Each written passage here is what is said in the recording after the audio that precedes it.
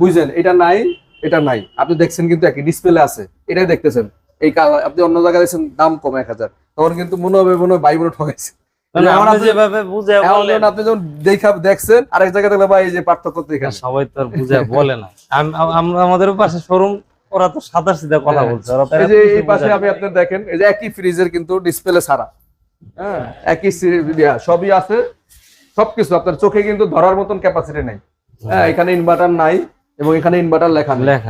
হ্যাঁ ওই যে জিনিসটা এখন আপনি 1000 টাকা ছোট ভাইয়ের বাসায় নিছে, ঠিক এটাই নিছে, এই মডেল এই সাইজ, আর কোনটা নিছেন 300 এটাই নিছে, সবই তো এক। হ্যাঁ হ্যাঁ, এখন ওদের ওইখানে বাসায় গিয়ে দেখলে বোঝা যাবে ওরা কি এটা নিছে কিনা।